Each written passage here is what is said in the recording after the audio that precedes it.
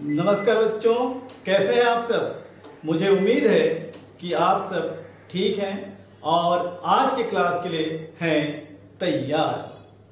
कौन कहता है कि जिंदगी बेरंग है, कौन कहता है कि जिंदगी बेरंग है। खुशियां बांट कर तो देखो, जिंदगी में खुशियां आपके संग संग है।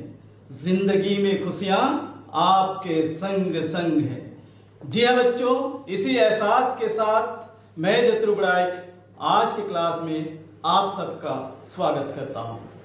प्यारे बच्चों, पिछली क्लास में हमने आपके पाठ्य पुस्तक रिमझिम के 10वें पाठ से मीठी सारंगी पाठ पढ़ ली और अभ्यास कार्य भी कर लिया।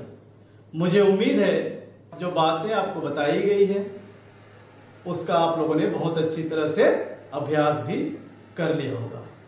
प्यारे बच्चों, आज भी मैं एक प्यारी सी कविता के साथ आपके सामने प्रस्तुत हूँ। तो कविता पढ़ने से पहले क्यों ना कुछ बातचीत की जाए। प्यारे बच्चों, आप बाजार तो जरूर गए होंगे। क्यों, मैंने सही कहा ना? अच्छा, गए होंगे तो बताइए आपने बाजार से क्या क्या खरीदारी की है। शायद आपने खिलौने, मिठाइयाँ, कपड़े आदि चीज़ें खरीदी होगी। बच्चों, आज जो कविता हम पढ़ने वाले हैं उसमें भी एक व्यक्ति कुछ खरीदने के लिए बाजार गया हुआ है। हम देखेंगे कि वह व्यक्ति क्या खरीदने के लिए बाजार गया है। तो बच्चों, आज हम दूसरी क्लास के पाठ्य पुस्तक रिमझिम के 11वें पाठ से एक कविता पढ़ेंगे। उसका नाम है टेसु राजा बीच बाजार। आप यहाँ पर देख सकते हैं, यहाँ पर एक बाजार का दृश्य दिखाया गया है और टेसु राजा यहाँ पर खड़े हैं कुछ फल खरीदने के लिए। क्या फल खरीदना चाहते हैं ये हम आगे देखेंगे। बच्चों, आज के पाठ में आगे बढ़ने से पहले क्यों ना पाठ में आए कुछ कठिन शब्दों का सरल अर्थ समझ लिया जाए, जिससे पाठ को समझने में आपको आसानी होगी।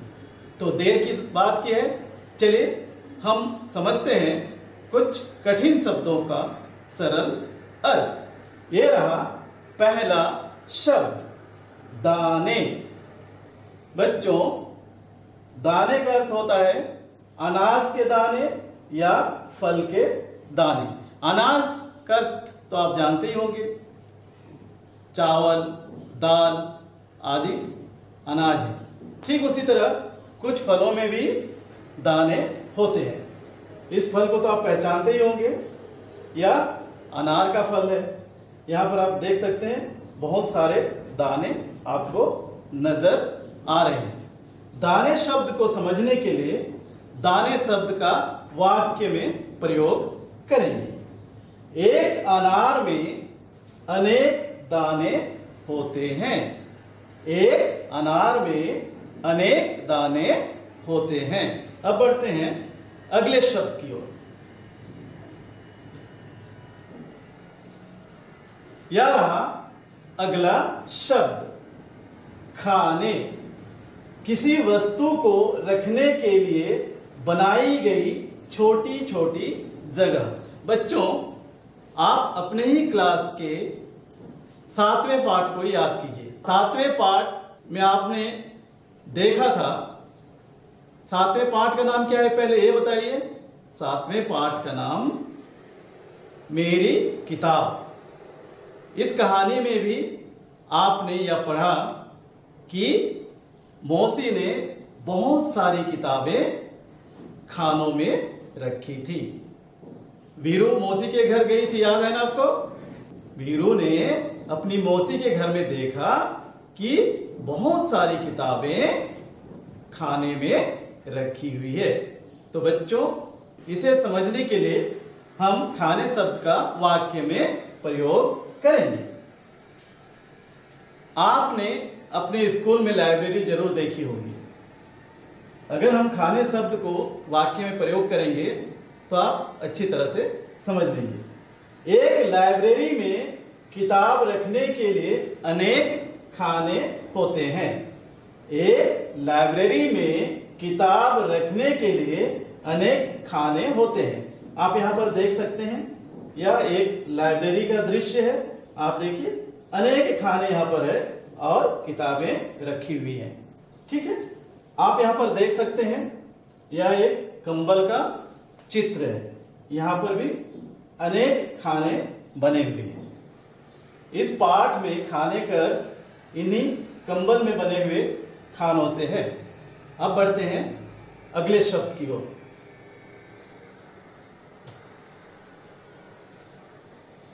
अगला शब्द है झुंड। झुंड का अर्थ होता है एक समूह में। झुंड को अच्छी तरह से समझने के लिए झुंड शब्द का हम वाक्य में प्रयोग करेंगे। भेड़ एक झुंड में चलते हैं। भेड़ एक झुंड में चलते हैं। बच्चों, अगर आप में से किसी के घर में बहुत सारी बकरियां हैं तो आपने ध्यान दी होगी, जब आप उन्हें चरने के लिए सवेरे छोड़ते हैं तो वे एक समूह में निकलते हैं। इसे ही झुंड कहा जाता है। ठीक उसी तरह अगर आपने मुर्गियां पाल रखी है, जब आप उन्हें दाना देते हैं और सवेरे छोड़ देते हैं तो मुर्गियां भी एक समूह बनाकर बाहर निकलती हैं। इसे ही झुंड कहा जाता है। ठीक है, आप यहां देख सकते हैं, ये भेड़ का चित्र है। देखिए, बहुत सारे भेड़ यहां पर है। भेड़ों का समूह, इसे ही झुंड कहा जाता है। अब बढ़ते हैं अगले शब्द की ओर। यह रहा अगला शब्द, लत्ते। लत्ते का अर्थ होता है प्यारे बच्चों कपड़े। आपने कभी अपने घर में कपड़े लत्ते बोलते हुए जरूर सुना होगा।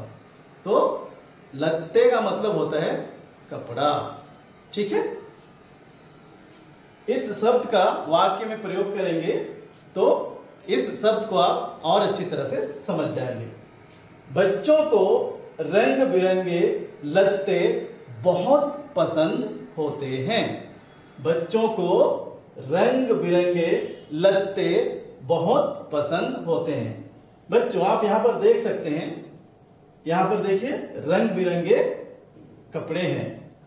कपड़ों को ही इस कविता में लत्ते या लत्ता कहा गया है।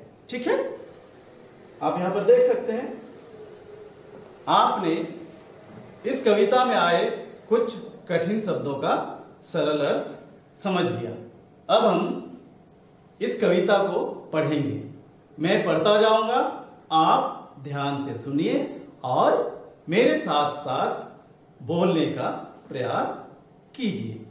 तो चलिए आरंभ करते हैं कविता को पढ़ना। जैसे कि मैंने पहले ही बताया कि कविता का नाम है टेसू राजा बीच बाजार। टेसू राजा बीच बाजार, खड़े हुए ले रहे अनार। टेसू राजा बीच बाजार, खड़े हुए ले रहे अनार। इस अनार में कितने दाने, इस अनार में कितने दाने, जितने हो कंबल में खाने। चलिए अब देखते हैं अगले पंक्तियों को।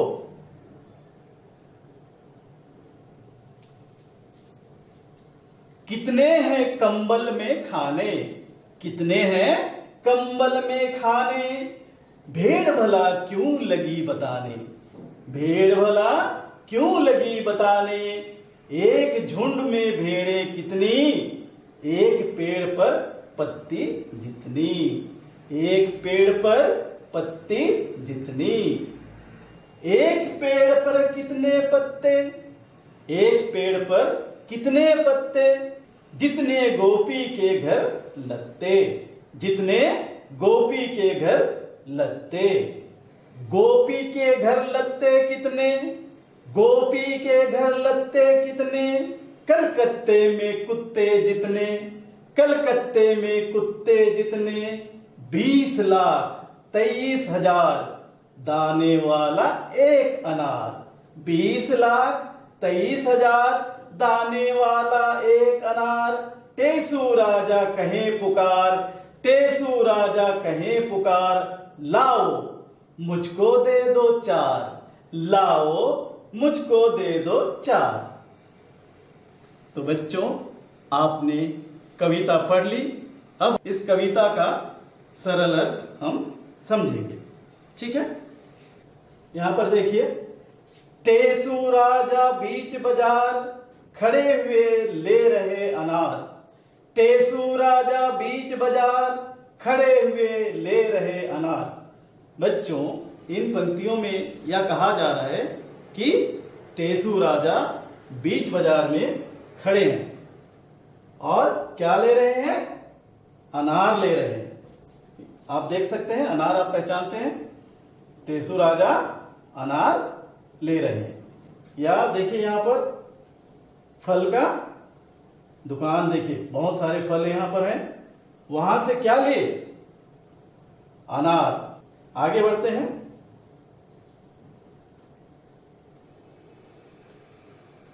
इस अनार में कितने दाने, इस अनार में कितने दाने, जितने हो कंबल में खाने। बच्चों, इन पंक्तियों में यह कहा जा रहा है कि टेसू राजा दुकानदार से यह पूछ रहा है कि इस अनार में कितने दाने हैं। दाने का अर्थ जैसे पहले आपने समझ लिया। देखिए यहां पर अनार के अनेक दाने यहां पर हैं, ठीक है। तो दुकानदार ने जवाब दिया कि इस अनार में उतना ही दाना है जितना कि कंबल में खाने होते हैं। यहां पर देखिए कंबल, इसमें बहुत सारे खाने बने हुए हैं। तो दुकानदार ने टेसू राजा को जवाब दिया कि एक अनार में उतना ही दाने होते हैं जितना कि एक कंबल में खाने होते हैं। अब बढ़ते हैं अगले पंक्तियों की ओर।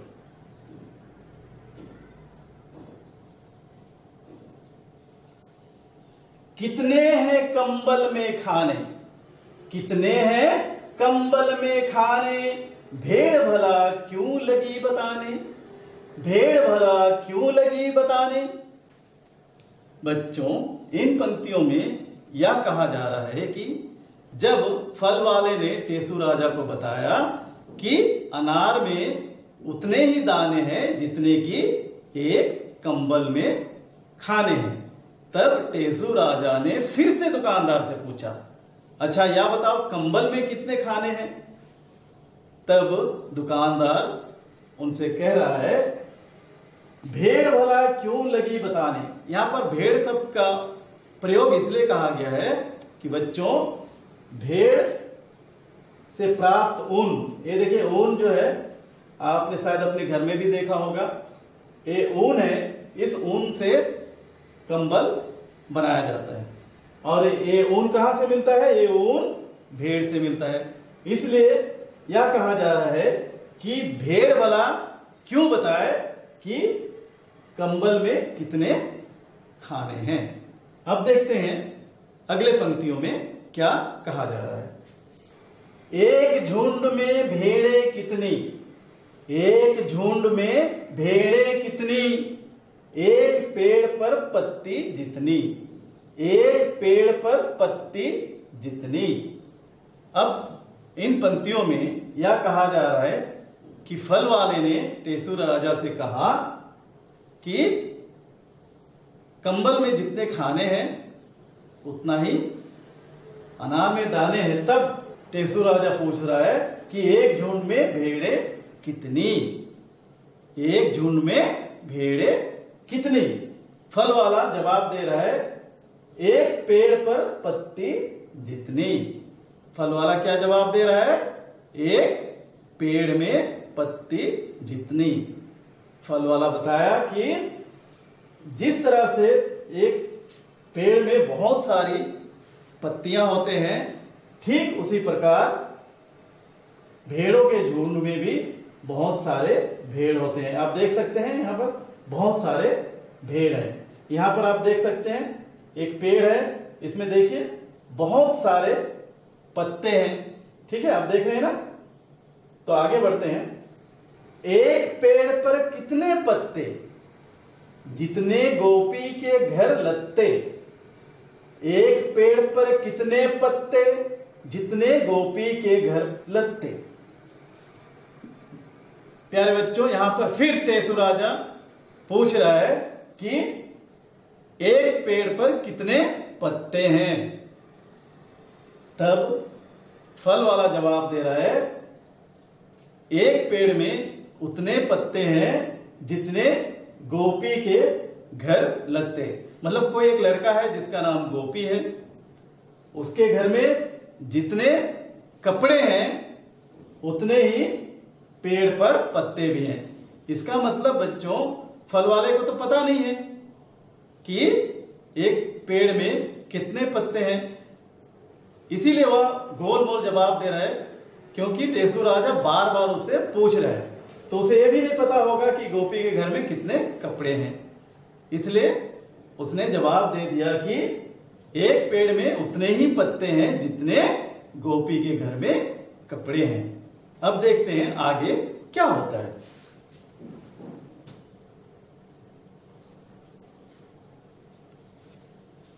गोपी के घर लत्ते कितने, कलकत्ते में कुत्ते जितने। अब यहां पर देखिए इन पंक्तियों में कहा जा रहा है कि गोपी के घर लत्ते कितने। अब टेसु राजा फिर से पूछ रहा है कि अब ये बताइए कि गोपी के घर में कितने लत्ते हैं, यानी कि कितने कपड़े हैं। अब फल वाले को भला कैसे पता होगा कि किसी के घर में कितने कपड़े हैं। वह फिर से जवाब देता है कलकत्ते में कुत्ते जितने। आप बता सकता है कोई कि कलकत्ता में कितने कुत्ते हैं? इसलिए उन्होंने जवाब दिया कि गोपी के घर में उतने ही कपड़े हैं जितना कि कलकत्ते में कुत्ते हैं। आप यहां पर देख सकते हैं यह कलकत्ता का एक दृश्य है। कोई भला बता सकता है कि यहां पर कितने कुत्ते हैं?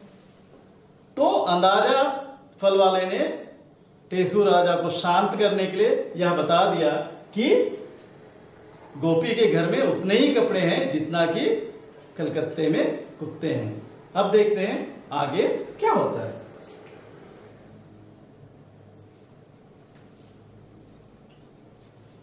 20,23,000 दाने वाला एक अनार। 20,23,000 दाने वाला एक अनार। टेसु राजा बार बार फल वाले से पूछ रहा था। अब फल वाला परेशान हो गया।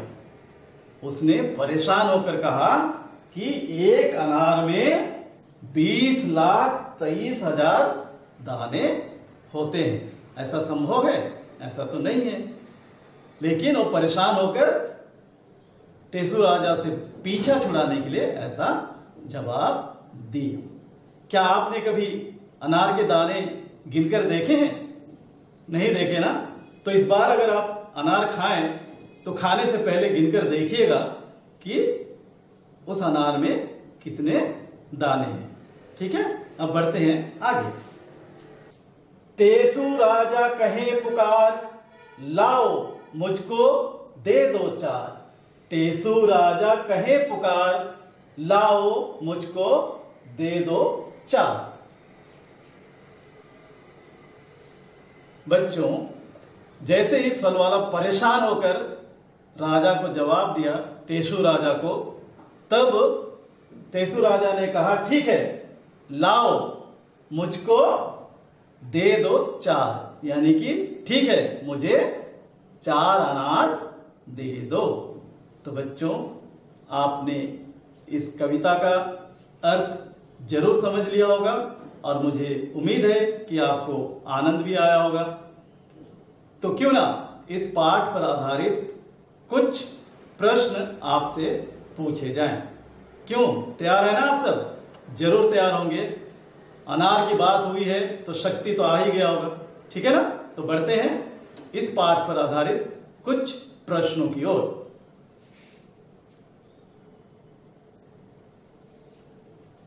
यहां पर कुछ प्रश्न दिए गए हैं, इसे ध्यान से देखिएगा। मैं पढ़ रहा हूं, आप सुनिएगा और सही विकल्प पर सही का निशान लगाएंगे, ठीक है? यह रहा पहला प्रश्न।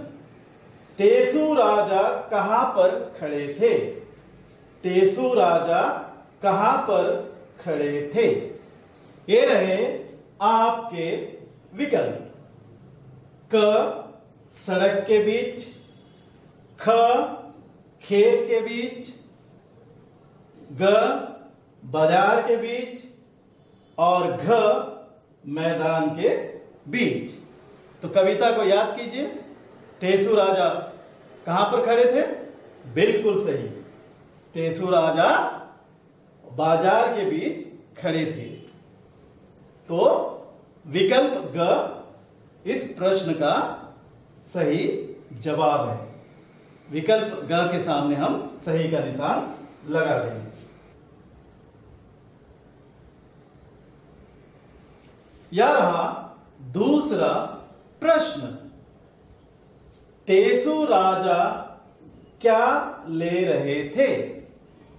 टेसु राजा क्या ले रहे थे? ये रहे आपके विकल्प। क आम, ख अनार, ग केला, घ पपीता। सोचिए सोचिए, इस कविता के आधार पर टेसु राजा जो है क्या खरीद रहे थे? बिल्कुल सही, टेसु राजा अनार खरीद रहे थे। तो विकल्प ख सही जवाब है। इसके सामने हम सही का निशान लगा देंगे।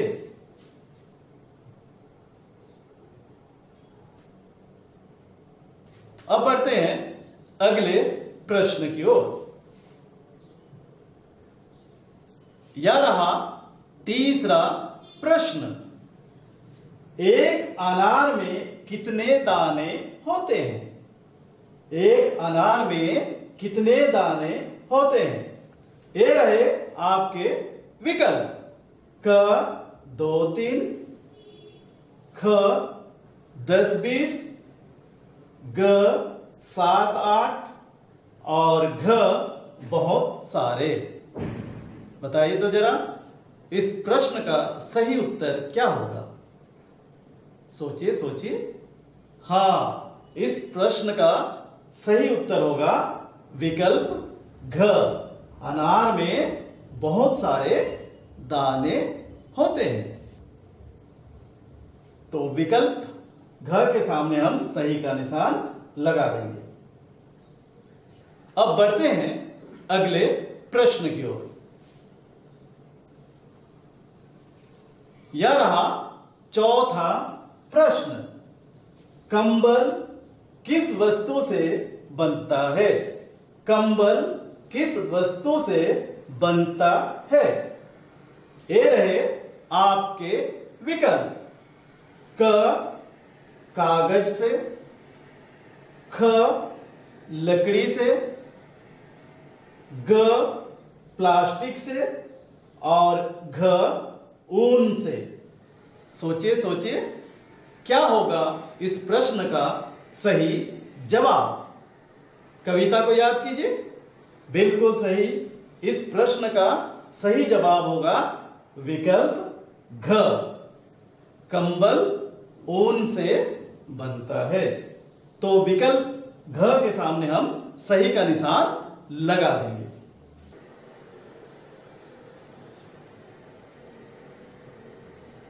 अब बढ़ते हैं अगले प्रश्न की ओर।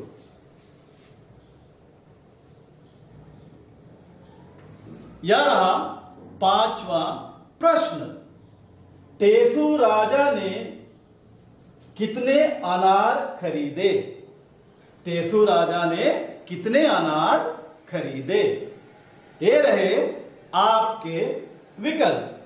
क 4, ख 5, ग 2 और घ 3।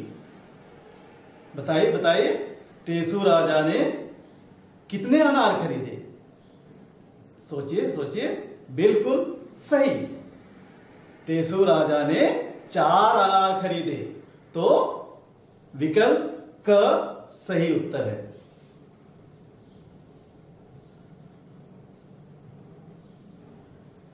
विकल्प क के सामने सही का निशान लगा देंगे। प्यारे बच्चों, आपने पाठ से संबंधित प्रश्नों का भी सही जवाब दे दिया। इससे यह पता चलता है कि आप पाठ को अच्छी तरह से समझ गए होंगे। बच्चों, इस कविता को याद कीजिए और अपने दोस्तों से इसकी चर्चा भी कीजिए, यानी कि अपने दोस्तों से इस कविता के बारे में बातचीत कीजिए और अपने दोस्तों से यह भी जानिए कि वे बाजार जब जाते हैं तो किन किन चीज़ों की खरीदारी करते हैं। बच्चों, आपने जो कविता पढ़ी आज, उसमें एक फल अनार के विषय में कहा गया है। आप अनार के बारे में जरूर जानते होंगे, लेकिन क्या आपने अनार पर आधारित एक मशहूर कहावत सुनी है? नहीं सुनी? नहीं सुनी तो कोई बात नहीं, मैं आपको सुनाता हूं। कहावत है, एक अनार 100 बीमार। क्यों? शायद आपको याद आ गया होगा यह कहावत। एक अनार 100 बीमार। जानते हो इसका अर्थ क्या होता है? इसका अर्थ होता है वस्तु एक और उसे पसंद करने वाले लोग अनेक। प्यारे बच्चों, क्यों ना चलते चलते एक सुविचार सुनी जाए। तो चलिए सुनते हैं। एक महान दार्शनिक, अहिंसा के पुजारी, भारत के राष्ट्रपिता महात्मा गांधी के ये सुविचार। आप अपने आप में वह परिवर्तन करें जो आप दुनिया में देखना चाहते हैं। आप अपने आप में वह परिवर्तन करें जो आप दुनिया में देखना चाहते हैं। प्यारे बच्चों, इस सुविचार का अर्थ यह है कि अगर आप चाहते हैं कि लोग आपसे प्रेम करें, आपसे अच्छा व्यवहार करें, तो वह आदर पाने के लिए आपको भी वैसा ही बनना होगा। आपको भी अन्य लोगों से प्रेम से बात करनी होगी, दूसरों के प्रति अपना व्यवहार अच्छा रखना होगा, दूसरों से प्रेम करना होगा। तभी आप अच्छा व्यवहार, अच्छी बातचीत और दूसरों से प्रेम की उम्मीद रख सकते हैं। तो अच्छा बच्चों, आज के लिए बस इतना ही। मुझे दीजिए इजाजत। अगले क्लास में एक नई उमंग के साथ इसी पाठ पर आधारित अभ्यास कार्य हम करेंगे। आप अपने घर के आसपास साफ सुथरा रखिए, स्वस्थ और सुरक्षित रहिए। धन्यवाद।